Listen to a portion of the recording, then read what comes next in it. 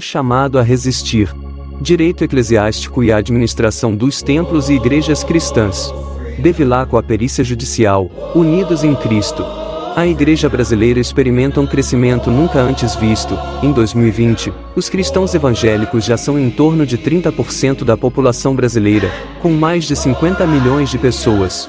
Essa realidade apresenta um cenário tanto de influência quanto de ameaça no contexto social. A influência está ainda muito mais ligada ao conjunto de valores que defendemos: a dignidade humana e suas implicações na defesa da vida, da família, das liberdades, que são aplicações da ética cristã nas diferentes tradições teológicas que, em sua grande maioria, geram pontos de convergência e bons espaços de diálogo.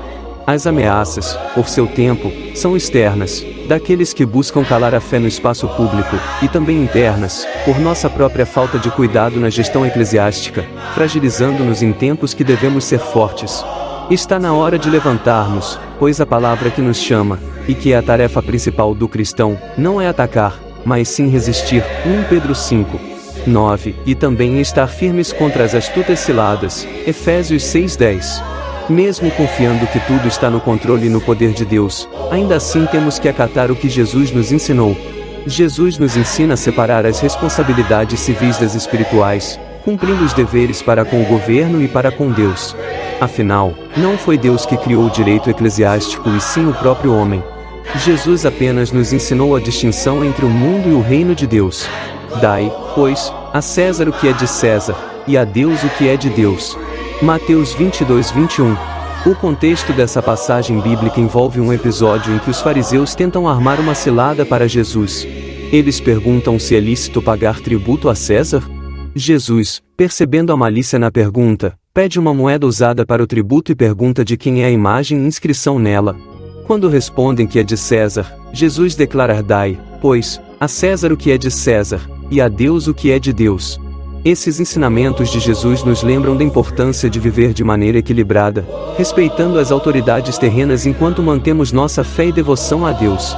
Ao fazermos isso, podemos harmonizar nossas obrigações civis e espirituais, contribuindo para uma sociedade justa e uma vida espiritual plena.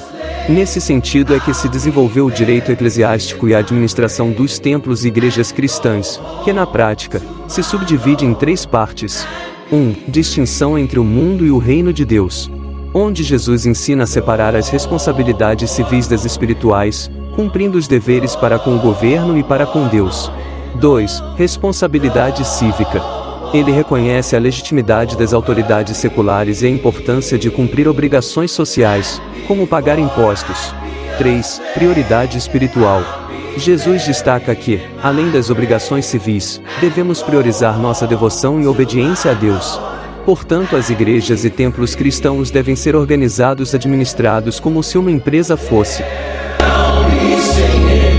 Um chamado a resistir, segunda parte. Direito eclesiástico e a administração dos templos e igrejas cristãs. Bevilacqua, a perícia judicial, unidos em Cristo. Diferença do direito canônico e do direito eclesiástico.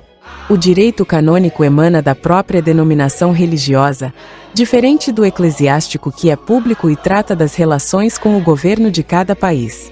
Além de que a lei eclesiástica é feita pelo legislador pátrio e a lei canônica é norma interna de uma denominação religiosa, que não pode ser aplicada em outra organização. Não percam tempo tentando compreender os pormenores do direito da administração eclesiástica, que trata apenas das relações burocráticas para com o governo. Deixe para os peritos expertos e tenha a certeza da vitória em Cristo, aquele que nos fortalece. Os peritos têm o conhecimento técnico necessário para desvendar as complexidades das leis e dos números, garantindo que todos os detalhes estejam corretos, cumprindo os deveres para com o governo, protegendo a liberdade religiosa de cada instituição.